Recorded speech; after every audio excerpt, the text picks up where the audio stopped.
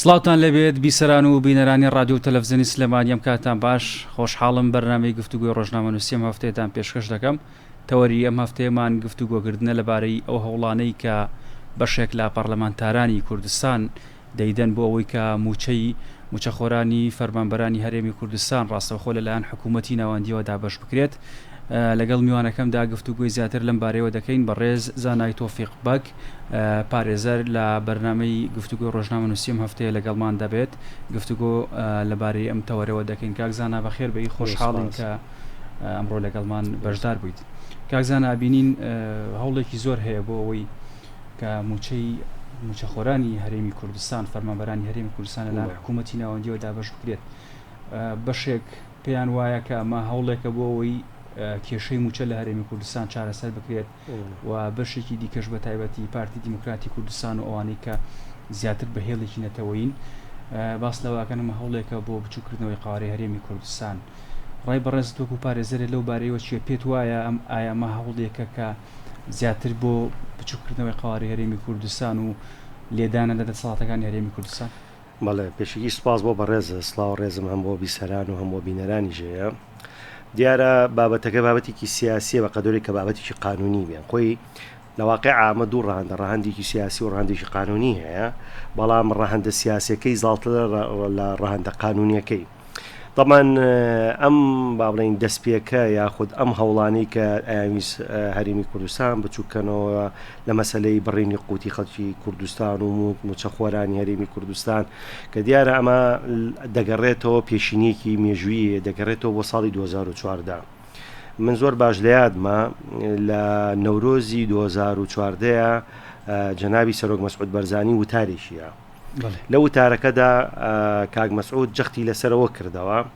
وتی حکومەتی ئێستای عێراقی بە هەموو جۆرێک دەیانەوێت پێشێلی دەستوری عێراق بکەن. پێشێلی دەستوری عێراق بە نیسبەت هەرێمی کوردستانەوە لە چیەوە سەرچاواگرێ؟ یەک دەبوو لە ساڵی 2004 کە دەستوری عێراقی دروست بوو ئەنجومەنێکی ئیتیحادی دروست بکرایە کە ئەمە نەکرا، ئەمە وەکو دەستور وەکو لایەنە قانونەکەی. دوو با بڵێن دەسەڵاتەکانی هەرێمی کوردستان حەسر کرابوو کە لە ناو دەستورە ئاماژی پێدرا بوو، ئەمەش بە هەمان جۆر پێشێلی ئەمەش کرا، جگەل لە کە من نامێ زۆر بچمە سەرۆ مادەی سەوچلی کەرکووک و تەطبیقاتی بڵین ئەو ناوچانەی کە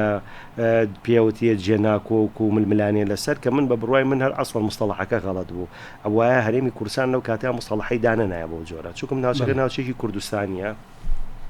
ئەتوانی مستەڵەحی تری قانونی بۆ بدۆزنەوە بۆی دوایی نەبێتە کێشە کەەوە کۆیسایی بین بۆتە کێشە. ئەمە و زاید 53 مادە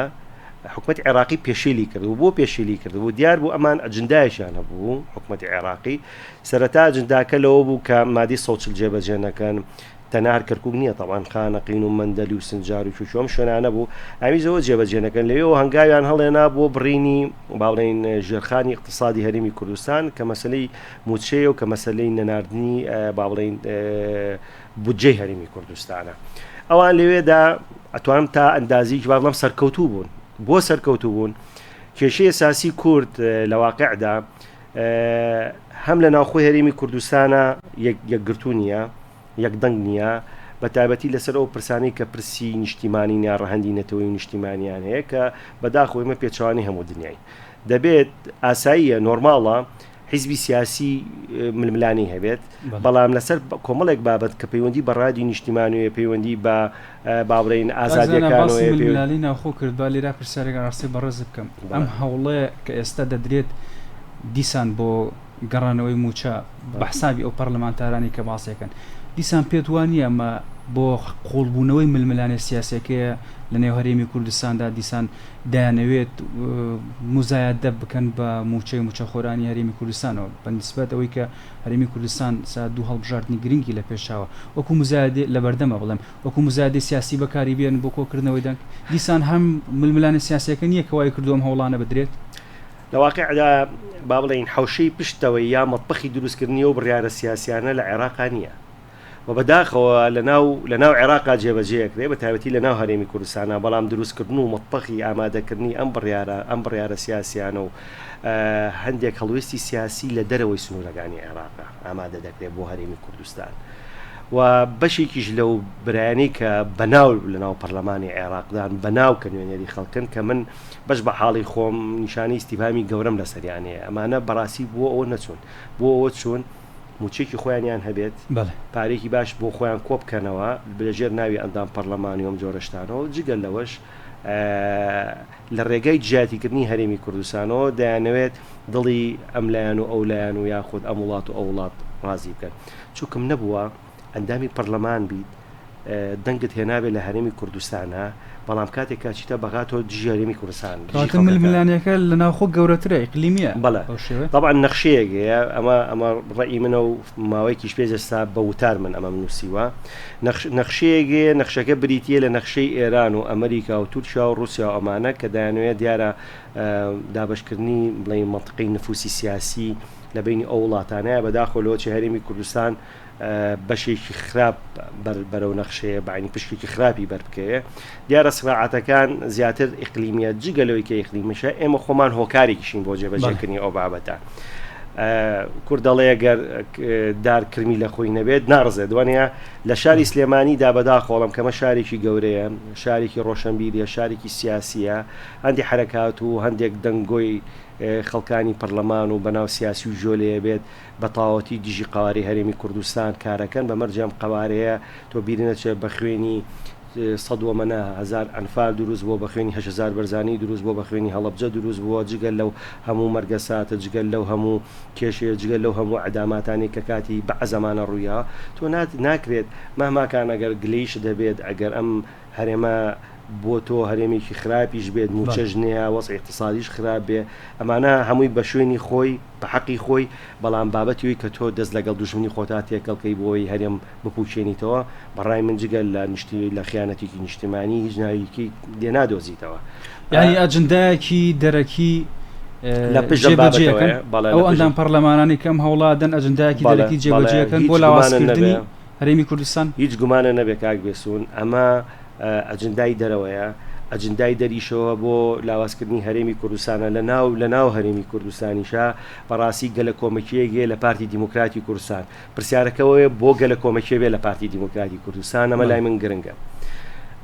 پارتی وەکو حیزبێکی سیاسیە وەکو ئایدۆلۆژی خاوەنی ئایدۆلۆژی نییە بەڵام وەکو ڕێڕەوی سیاسی ئەوەیە کە حیزبێکی نیشتیمانی نەتەوەییە خزمەت دەکا بۆ ئەوەی هەرێمی کوردستان لە قۆناغی فیدراالیەوە بگوازێتەوە بۆ کۆنفیدراالی و بۆ سەرۆتر کابێ بە دەوڵەتی سەربەخۆ بۆ کیانی سەربەخۆ ئەم ئەفکاری پارتی ئەم نهجەی پارتی ئەم ڕێوازەی پارتی تەقبول ناکرێت لەلایەن وڵاتی ئیقلیمیەکانەوە تەقبول ناکرێت لەلایەن بەشێکیش لە حزابە سیاسەکانی ناو هەرێمی کوردستانەوە جۆرێک لە ئیرەی سیاسی هەیە بەرامبەر بە پارتی دیموکراتی کوردستان تۆ کاتێک کە سیاسی یا بەرژەوەندیە نەخێ دای من بەرژەوەندی نیە ئیرەیەکی سیاسیە بەلایەنە نەگەتیفەکەی بەلایەنە خراپەکەی خۆی ئیرەی سیاسی ئاساییە حیزبێکی سیاسی لە حیزبێکی سیاسی بکە ململانەی بکە بەڵام ئەمە بەلایەنە خراپەکەیەتی بەلایەنە نەگەتیفەکەیەتی قسەیژی کوردی ئەڵێ کاتێک کە تۆ پێم نایەری پەلاماری قاچوقولمە ئەمە ئێستا کاکرێ پەلاماری قاچوقولی پارتیە پارتی ڕێبازی پارتی لەوە تێپەڕیەوە کە تەڕاجع بکە لەو بابەتە پارتی ڕیفراندۆمی کرد کە بەداخەوە بەشێک لە نخبەی سیاسی لێرە لە بەشێک لە نخبەی ڕۆشنبیریژە باز لەوەکەن کام پرۆسێکی هەڵە بۆ نە ئەوە بکرایە تۆ میلەتێک 100 ساڵ تۆ قوربانیە دەی ئەم هەموو قوربانیت داوە ئەگەر تۆ لە ئێسادا داوای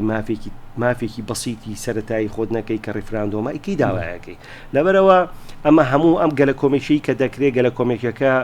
ئامانجەکە هەرێمی کوردستانە لە ناو هەرێمی کوردستانش ئامانجەکە پارتی دیموکراتی کوردستانە مەسلەی موچە لای من ئەمە با بڵێن لە زمانی فەڕەنسیا و شێگەڵە لە پرۆفیل یعنی ئەمە جانیبێکی بچووشی بابەتەکەیە و من کاک بێسونەوە بۆ تەعریق هەڵێم و کەڕەتی کەش چاوپێکەوتنم کردووە لەسەر شاشە کەناڵەکانی تر ئەم قسەم کردووە بە ڕیکۆردەیە ئەگەر بێت و هەرێمی کوردستان هەرچی داهات و هەرچی شتی هەیە لەناو ئەم هەرێمەدا بە ژێرزەوی و سەرزەویەوە تەسلیمی حکومەتی عێراقی بکە حکومەتی عێراقی موچەی هەرێمی کوردستان نانێرێت بۆچی ناینێرێت بۆ ناینێرێت کاتێک کە بودجەی بۆ تۆ نارد کاتێک کە موچەی بۆ تۆ نارد ئەمە مانای ئەوەیە ژێرخانی اقتصادی تۆ بەهێزە بێ یەکێک لە ڕێکیزەکانی دروستکردنی دەوڵەت یەکێک لە ڕێکیزەکانی دروستکردنی چیانێکی سیاسی یەکێک لە ئامرە بەهێزەکانی بەهێزکردنی هەرێمی کوردستان اقتصادا کە تۆ اقتصادت بە قوت کرد ئەو کاتە خەیاڵی سیاسی قیادی سیاسی ئەمە بە تایبەتی پارتیە گۆڕێبەوەی کە داوای دەوڵەت بکە داوای کۆمەڵشتکە لەبەرەوە زۆر ئەستەمە من ئەمە حەزەکەم ڕیکۆرد کرێ زۆر ئەستەمە حکوومەتی عێراقی پابندی هیچ ڕێکەوتن نامەیەک بێ لەگەڵ هەرێمی کوردستانە و زۆر قورسە زۆر گرانە حکوومەتی عێراقی بودجەی هەرێمی کوردستان بنێرێ زۆر قورسە حکوومەتی عێراقی جاری کە لە 18 مان و 24 مانە موچەی فەرمانبەران و مامۆسان نانێرێت ئەمە کۆمەڵێک تەلاعوباتە ئەکرێت تەلاعوباتە بۆ ئەوەی فشار بخرێتە سەر سیستەمی سیاسی بۆی لاواز کرێ کاتۆ کە تۆ سیستەمی سیاسی لاواز کرد سیستەمی بڵێنەوەی کە پێی دەوتێ هەرێم و پێی دەوتێ حکومەت و پێی دەوتە دەسەڵاتی دادوەری و پەرلەمان ئەمانەش لاوازە بن بەرەو لاوازی ڕۆن و بەرەو هەڵوەشانەوە ئامانجەکە ئەمەیە ئامانجەکە ئەوە نییە موچەکە بێیانەیە ئەمان ناینێرن لەبەرەوەی ئەما بێ بە عاملێک بۆ بەهێزکردنی هەرێمی کوردستان ببوورە عێراق چۆن جارێکی کام هەڵایەکاتەوە لە 18 مان و 24 مانە پارە بۆ تۆ بنێرێ ڕێگات با نەوت بفرۆشی ڕێگات با کۆمەڵە کۆنتراکتی اقتصادی لەگەڵ وڵاتەکانە بکەی لای ئەمە قەناعەتێکی تەواوی منە مستحیلاتە جارێکە عێراق بۆ هەڵەیەی خۆیان بڕاتەوە هەرێمی کوردستان بەهێزبێ بەڵێ کاک زانا باوەز لەو هەموو کێشە و گرفتانە بێنین وا گریمان حکوومەتی عێراق ڕەزامەندی نیشاندا کە موچەی فەرمانبەرانی هەرێمی کوردستان ڕاستەخۆ دابەشت شێوازی دابەشکردنەکە یانە بێت لە ڕێگەی بانک ڕاستەخۆ دابەشی کاتە سەر فەرمانگەکان یاخود ڕاستەخۆ بیدا بە هەر یەکێک لە فەرمانبەرەکان لە ڕێگەی کارتی زیرەکەەوە لە بانک وەری بگرین و حکوومەتی عێراق ئەم بڕیارەیدا و بازی بەسەر هەموو ئەو کێشە دەستوری و یاسایانەدا کە هەیە لە نێوان حکوومەتی هەرێمی و حکوومەتی عێراقدا ئایا بەڕاستی یعنی لە ڕووی کارگێڕیەوە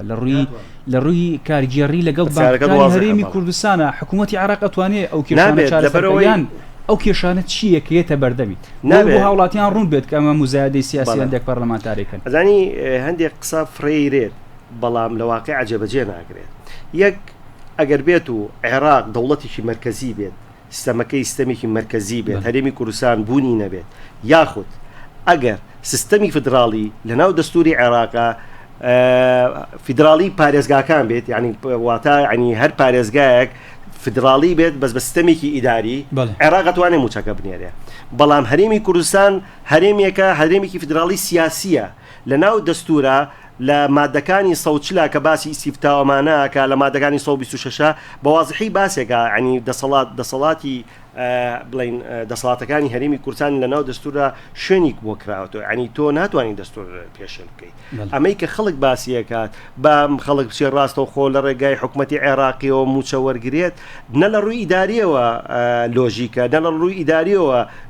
عینی واردە تۆمە بکەیت نە لە ڕووی دەستوری شۆواردە تۆمە بکەیت خۆ دەزانین دەستور بۆ دایشی هەموو یاساکانە تۆ ناتوانانی لە ڕووی دەستوریەوە سلێمانی جا بکەیتەوە بەمەرجێک ئەبێت دوو لەسەر سێ ئەم پارێزگایانە دەنگ لەسەرەوە بدەن کە بچنەوە سەر بەغا یاخود موچەکانیان لێەوە بێت یاخود سیستەمەکە هەڵبوەشێتەوە ئەوەش بێت هەمواری دەستور بکرێتەوە هەمواری دەستوریش زۆر قورسە چونکە کۆمەڵە ڕێکارێکە هەمواری دەستوری عێراقی پێ بکەیتەوەی ساڵی 2005 ئەو ڕێکارانە بەپێی دەستور دەستنیشان کراوە یاخودەوە تا بێت سیستەمێکی دیکتاتۆری تاگڕەویانە دروست بێت لە عێراقا ڕێژلەیش بەیەکی دەستوری نەگرێت و هێزی میلیشیا دروستکە پەلاماری هەرێمی کوردستان بە ئەمە چێتە بابی واقعیکەوە بەڵامەوەی کە ئێستا ئێمە لە بەردەمی واقعەکەین دەستورێکەیە بەپێی ئەو دەستورە عێراق ناتوانێت بۆ شکڵە ڕاستۆ خۆی تعاملاتی ئیداری و هەموو شتێ بکات لەگەڵ موسسەکانی ناو هەرێمی کوردستان و حکوومەتی هەرێمی کوردستانە جگە لەوەی کە لە ڕێگای بێ حکوومەتی هەرێمی کوردستانەوە بکرێت باشە لە ئەنجومەنی پارێزگای سلێمانی پێشتر هەوڵێک درا بۆی ئیمزاکۆ کرێت هەڵوەشاونەتەوە ئێستا حالیان ئەنجومەنی سلێمانی ڕێگەیەکی دیکە هەیە نەخێر هەڵوەشاتەوە بێ هەڵبژاردن بکرێتەوە ئەبێ دوو لەسەر سێی ئەم پارێزگایانە دەنگ لەسەرەوە بدەن ئەبێت دەستوری عنی دەستور هەڵبوەشێتەوە جارکە تعدیل بکرێتەوە ئەو بەرگانی کە پێوتێت بەرگەی بابڕی ناوانی کە پەیوەندیان بە دەسەڵاتی ئەقالیمەکانەوەیە بێوانە دەستکاری بکرێتەوە ئەمانە کۆمەڵی ڕێکاری زۆر گران و قورسن بەڵێ ئالۆزن کە بە ئاسانی ینی دروست نابێتەوە تەنانەت بۆ تعدیلکردنی بەرگەیەکی دەستوری ئەبێت حکومەتی طبعا بەپی یاسایی بڵین بەپی مادی 126 ئەگەر ژمارەکەم نەکردێ هەڵە نەکرد بێت ئەبێ ڕەزامەندی حکومەتی هەرێم وەربگیرێت ئەبێ پەرلەمان وەربگیرێت ئەبێ ئیستیفتاح بخرێتە ناو خەڵکی کوردستانەوە اینجان تۆ دەتوانی بەرگەیەکی دەستوری هەموار بکەیتەوە. باش هەوڵێکی دیکە هەیە بۆی لە پەرلەمانی عێراق ئەم کارانە بکرێت. پەرلەمانی عێراق دەستورێکی پەرلەمانی عێراق بڕیارێک دەربکات کە موچەی فەرمانبەرانی هەرێمی کوردستان ڕاستەخۆ هەرێمی هەندێک بڕیارادێ بەپێی دەستور کە دەرەچێت لە حکوومەتی عێراقیەوە لە هەرێمی کوردستانە پەرلەمانی کوردستان بێت تەصدیقی کایە خۆ پەرلەمانی کوردستان توانێت تعدیلی کات. کازانە کێشەیەکی دیکە ڕێخستنی بانقەکانی حکوومەتی عێراق یان دەبێت نووسنگیان لە هەرێمی کوردستان بکەنەوە یاخود بانقەکانی هەرێمی کوردستان ببن بە بەشێک لە بانقی مرکزی عێراق بۆی قانونی ئەو ڕێگەیە چۆن قانونیە لەبەرەوەی هەندێک با بڵین لە سیستم فیدراڵەیە هەندێک مؤسسادن هەنێ وەزارەتەیە سەر بە حکوومەتی مرکزیە بۆ بانقەکان ئەبێ حکوومەتی عێراقی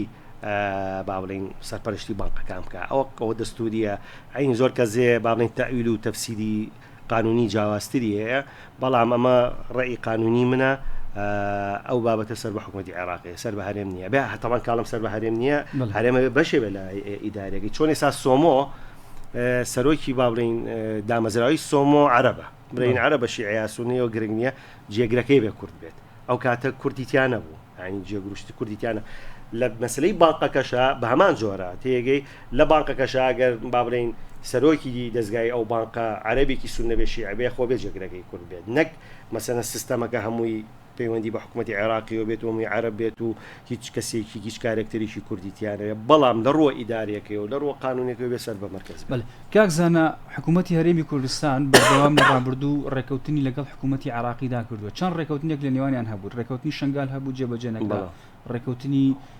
ڕادەستکردنی نەوتی هەرێمی کوردستان بە حکوومەتی عێراق هەبوو جێبەجێ نەکراوە بۆ گرفتەی بۆ دروست بوو پێت وایە ینی حکوومەتی عێراق کارێکی وا بکات لەم کادا ئەو بارگرانی موچەخۆرانی هەرێمی کوردستان بخاتە سەر ئەستۆی خۆی. من کاک بێسون سەرەتا شاماژەم پێدا زەحمەتە حکوومەتی عێراقیەوە بکە لەوانەیە هەندێ لوعبەی سیاسی بکە سێمانێک بینێرە چوارەمان ئەرقەلەی بۆ دروستەکاتەوە بۆی تۆ دایمە لە دەوامەیەکی کێشەیە لە دەوامەیەکی کێشەیە بیت عینی ئەگەر بێ حکوومەتی عێراقی مەسەلەن موچەخۆران و فەرمانبەران بنێرێت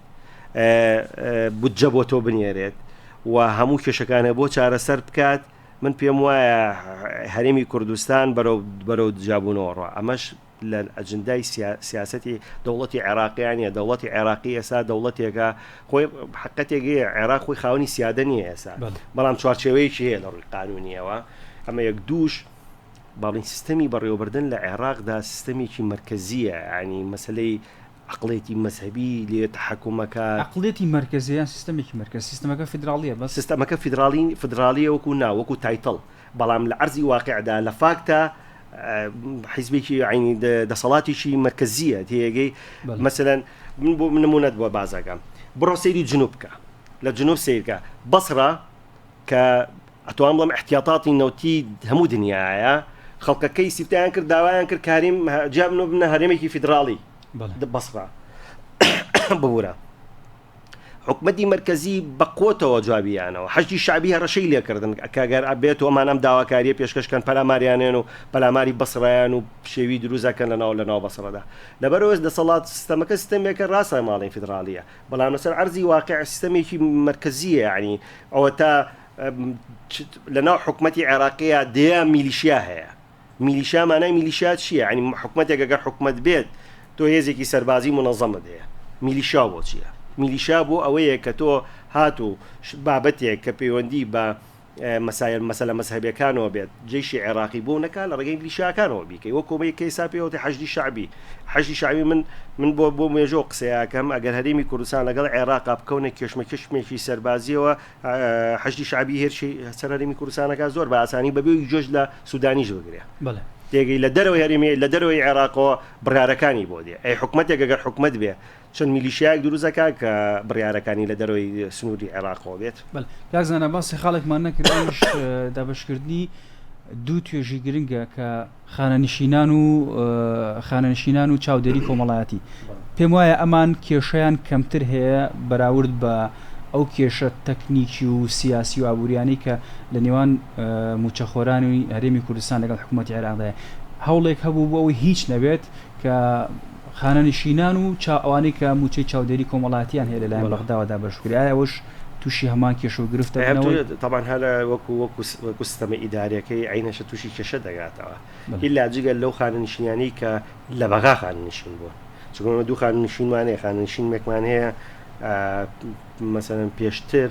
لەلایەن عێراق و خانەنشین کراوە نەک لەلایەن هەرێمی کوردستانەوە ئاساییە بەڵام ئەوەی کە خانەنشینە یاخود ئەوانەی کە پیانەوە تێمەعەوەقین موچەیشان هەیە یاخود هاوکاریشان هەیە تێگەی سەر بە یەکە ئیدارەکان سەر بە وەزارەتی کار و کاروباری کۆمەڵاتین لە هەرێمی کوردستانە ئیلا بێ موچەکانیان لەو ڕێگایەوە سەرەوگرێن ناگرێوانە جیاب بکرێنەوە ینی ئەوە بێ بە پێشێلکردنی با بڵین قانونە ئیدارەکانی هەرێمی کوردستانەوە لەبەرەوە من پێم وایە هەموو هەوڵێک بۆ با بڵین بەلابردنی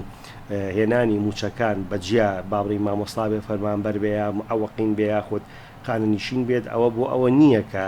یارمەتیان و موچەکانەوە تەنیاوە بۆ ئەوەیە کە هەرێمی کوردستان پەرپەت بکەن تێگەی مؤسساتی هەرێمی کوردستان بە پیشانی خەڵکی بدەن کە مؤسساتانە بوونی نەماوەکو ئەو بڕیاری کە پێرێدایان وەزارەتی دارایی ئێرەیان کرد بە بەڕێوەبەراتی گشتی ئێگەی کە تۆ بەپێی سیستەم بەپێی دەستوری عێراقی نابێ بڕیاری وا بدەیت. کاک زانا پێت وایە ئەو گرفتی موچەی لە نێوان هەرێمی کوردستان و حکوومەتی ناوەندی هەیە چارەسەر بکرێت ئەگەر وەکو دوایین پرسیارم بە کورتی وەڵام بدەیتەوە سپاس دەکەم. خۆی ئیرادەیەک هەیە ئێمە ناتوانین بەعزێ ئیرادەش لەو لاوە هەمووی زەربەی سفرکەین هەندێک ئیرادەش هەیە لە ناو با بڵین خەڵکە باشەکانی با بڵین ئەحزابە عەرەبیەکانی عێراقدا هەوڵێکی حەز دەکەن ئەم بابەتە بە ئاراستەیەکی میان ڕەوانە چارەسەرکرێەوە هەرێمی کوردستانیش چەندین جار برای خۆشەویستمان کاک مەسرور وەکو سەرۆکی حکوومەت پێداگریکی جدی لەسەرەوە بابەتە کردوتەوە کاک نێچیرەوان و سەرۆکی هەرێم بە هەمان شێواوە ئەو ودانی کاتونتە لای جەنابی سەرۆک مەسعود بەرزانی بە هەمان جۆر داوای ئەوەیان کردووە کە ئەو جۆرە تەفاومە دروست بێەوە پارتی دیموکراتی کوردستانی ژۆک و خۆی وەکو حیزبی سیاسی و حکوومەتی ژۆک و هەم سەرۆکایەتی هەرێمیش ویستویانە ینی کێشەکان تێپەڕن بەڵام کێشەی ئێمە ئەوەیە دا هەرێمی کوردستانە دەستێکەیە کە ناوێ ئەو با بڵین پرۆسەیە جێبەجێ بکرێت. هیچ گەشتبینی بە چارەسەرکردنێکی من گەشتبینم بەوەی کە دەبێت جاری کە هەموو ئەحزابە سیاسیەکان ئەو خەڵکانی کە لە ناو حیزبە سیاسیەکانە خەڵکانی میان ڕەون دیاری جاری کە بێت کۆبوونەوەیەک دروست بکرێت ئەنجومەنێک دروست بکرێت و ئەنجومەنە تایبەت بێ بە چارەسەرکردنی با بڵین قەیرانەکانی بینی عێراق و هەرێمی کوردستان پێم وایە چارەسەرە بن بەڵام بە مەرجێک ئەبێ یەک ئیرادە هەبێت و یەک گوتاریش هەبێت ئەگەر ئەم دوو بابەتە ئەم دوو چەمکە نەبێت لەنا لەنا ئەو کێشەیەدا من پێم وانە چارەسەرکەی ئەگەر ئیرادەیەکی تەواو هەبێت واگەر یەک گوتاریشە بێت لەنا هەموو قادە سیاسەکانی هەرێمی کوردستان و حیزبە سیاسەکان پێم وایە چارەسەر دەبێت. بەڵێ زۆر سپاس بۆ زانا تۆفیق بەک پارێزەر سپاس بۆ بەشداریکردن لە بەرنامەکەمان سپاس بۆ سەرنج و تێبینیەکان. بینەران و بیسەرانی رادیۆ تەلەڤیزیۆنی سلێمانی بەم شێوەیە بەرنامەی ئەم هەفتەیەمان کۆتایی پێنا تا بەرنامەیەکی دیکە بەخواتان ئەسپێرم خواتان